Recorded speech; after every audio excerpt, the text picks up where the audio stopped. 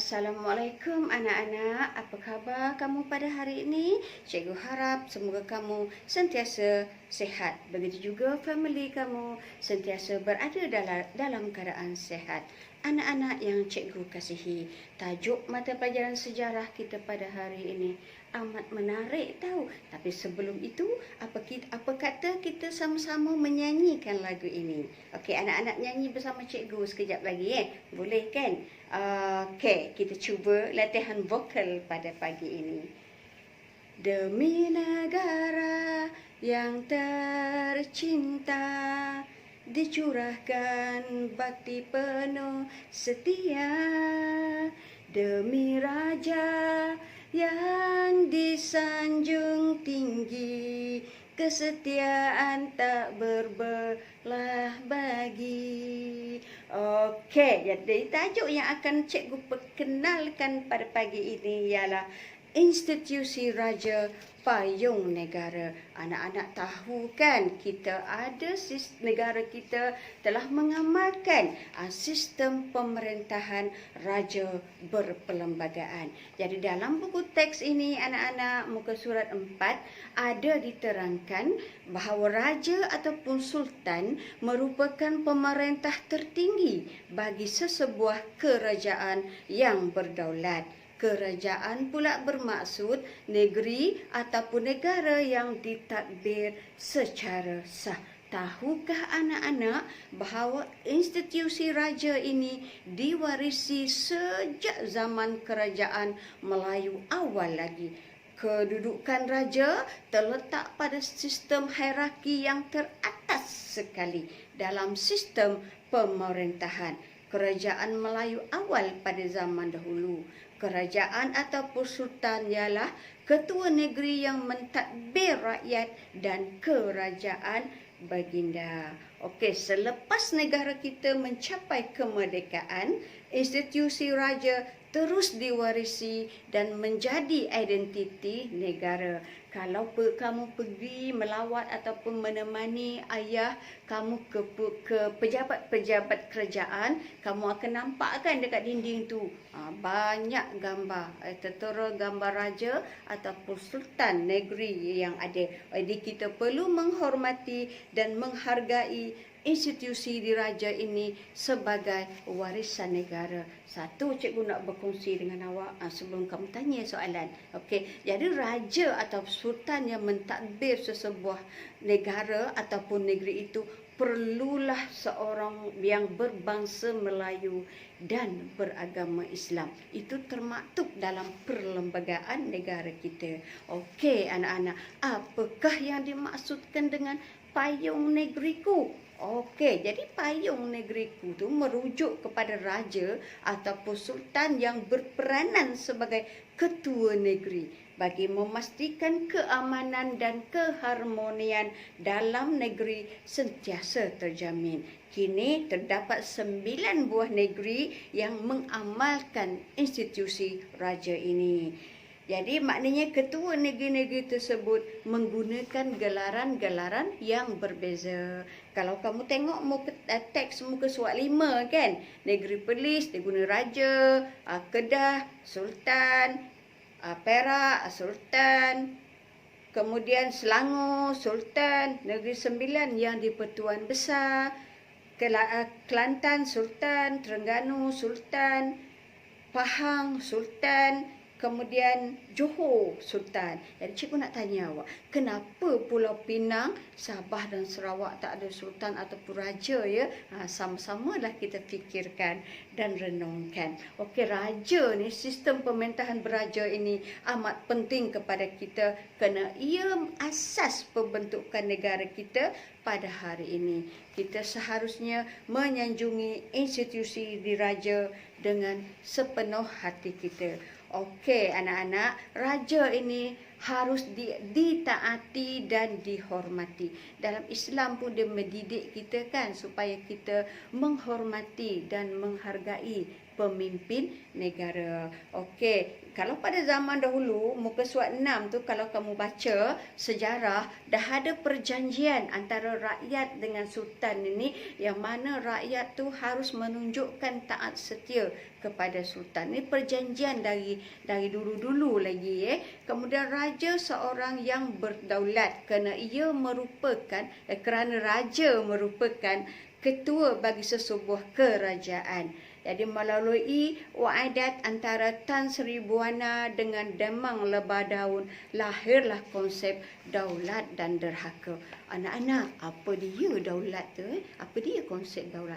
Okey, daulat ialah lambang kekuasaan tertinggi raja ataupun sultan terhadap kerajaannya, di mana raja ataupun sultan yang berdaulat mempunyai kewibawaan, sifat peribadi yang unggul dan kebijaksanaan yang tinggi untuk memerintah. Itu kata kunci dia. Okey, derhaka pula cikgu. Nak jadi jebat derhaka. Nak ambil kau jebat. Apa dia konsep derhaka? Okey, derhaka bermaksud ingkar rakyat terhadap titah atau perintah raja ataupun sultan. Rakyat yang menderhaka akan dikena hukuman yang setimpal. Jadi kamu tahu kan, jadi sebab tu dah kenapa jebat tu dipanggil jebat derhaka. Salah satu contoh derhaka rakyat kepada raja ialah apabila ia menghina rukun negara, ia mengubah suai lagu negaraku tanpa izin ataupun persetujuan jemaah menteri, ataupun dia menghina negara kita, sama ada dia berada dalam negeri ke, dia berada di luar negara ke, dia memijak-mijak bendera kita. Itu konsep derhaka. Jadi anak-anak sebagai rakyat yang dilahirkan dan dibesarkan di negara Malaysia, kita tidak seharusnya mengamalkan perkara-perkara yang cikgu sebutkan tadi. Okey, kita terus pergi muka surat 8. Kalau bersama dengan cikgu, awak tak akan sentiasa mengguna buku teks. Okey, pada zaman dahulu terdapat perbezaan antara institusi diraja semasa kerajaan Melayu Melaka, semasa kedatangan Jepun, dan seterusnya semasa negara kita mencapai kemerdekaan. Okey, kita tengok sama-sama muka surat 8. Okey, muka surat 8. Kalau pada zaman kerajaan Melayu awal dulu, raja ataupun sultan ialah ketua kerajaan negeri Baginda. Jadi maknanya kalau sultan tu Sultan Kelantan, kalau bahasa kita dia cara Kelantan je lah. Okey, raja ataupun sultan mempunyai kuasa mutlak dalam pemerintahan. Sebab apa raja mesti ada kuasa mutlak? Sebab baginda hendak menjaga supaya agama Islam itu diamalkan sepenuhnya. Kalau awak tengok dalam cerita Semerah Padi kan, okey. Kemudian segala dasar berkaitan dengan pentadbiran, perundangan, kehakiman dan hubungan diplomatik ditentukan oleh raja ataupun sultan. Contohnya, kalau sultan tu kata kita tidak perlu menjalinkan hubungan diplomatik dengan negara-negara tertentu, jadi tak perlulah, sebab raja dah nampak kepentingan ataupun kebaikan kenapa hubungan diplomatik itu tidak perlu dijalankan. Contohnya dengan negara Yahudi, tak ada kepentingan. Sebab negara Yahudi dia benci kan agama Islam dengan rakyat Islam, jadi tak ada kepentingan untuk kita menjalinkan hubungan diplomatik. Okey, seterusnya raja atau sultan dibantu oleh para pembesar untuk mentadbir kerajaan. Tetapi anak-anak, apabila British menakluki dan menjajah negara kita, di raja ataupun sultan ini dikekalkan sebagai ketua negeri. Raja tapi walaupun dikekalkan sebagai ketua negeri, tapi raja dan sultan pada masa itu dia tidak mempunyai kuasa mutlak dalam pemerintahan. Raja ataupun sultan pada masa itu hanyalah ketua agama Islam dan adat istiadat Melayu di negeri Baginda. Pernah ahli sejarah melabelkan raja pada masa itu ibarat boneka. Jadi timbul perasaan tidak puas hati orang Melayu. Sebab semasa kerajaan Melayu awal, raja ataupun sultan mempunyai kuasa mutlak. Tapi bila British masuk ke negara kita, kuasa mutlak itu beransur-ansur dirampas. Jadi masa tu jadi rakyat Melayu pada masa itu tidak puas hati sebab sekian lama mereka menyatakan ketaatan kepada raja mereka, tiba-tiba kuasa mutlak itu telah dibuang. Okey, kemudian pada zaman pendudukan Jepun pula, raja ataupun sultan dikekalkan sebagai ketua negeri tapi masih tidak mempunyai kuasa mutlak. Ia hanyalah sultan hanyalah sebagai ketua agama Islam dan adat istiadat Melayu di negeri masing-masing. Sementara Gubernur Jepun pula mengurus pentadbiran negeri-negeri Melayu. Jadi pada zaman itu semangat nasionalisme orang-orang Melayu semakin membuak-buak. Sebab mereka berusaha untuk mengekalkan sistem pemerintahan Melayu semasa kerajaan Melayu awal dahulu.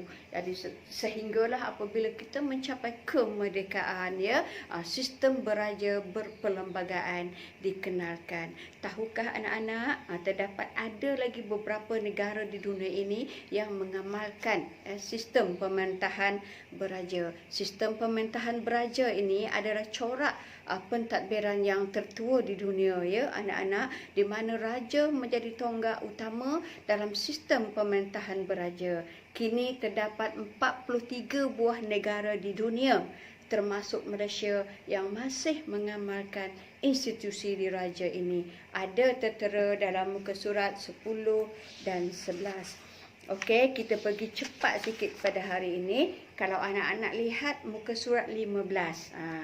Cantik, ayu, segak bergaya raja kita menaiki tahta pada hari ini.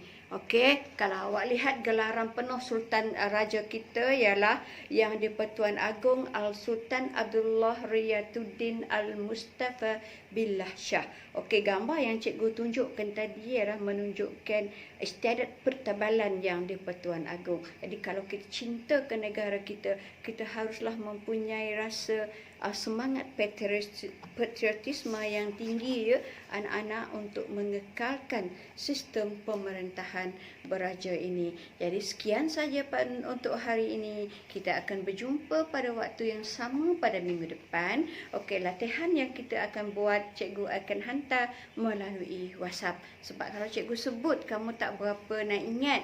Jadi tanya berpuluh-puluh kali dengan cikgu. Jadi cikgu akan hantar secara bertulis WhatsApp yang diberi, latihan yang diberi.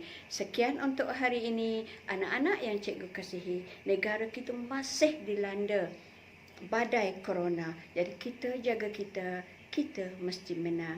Sekian, jumpa lagi. Assalamualaikum.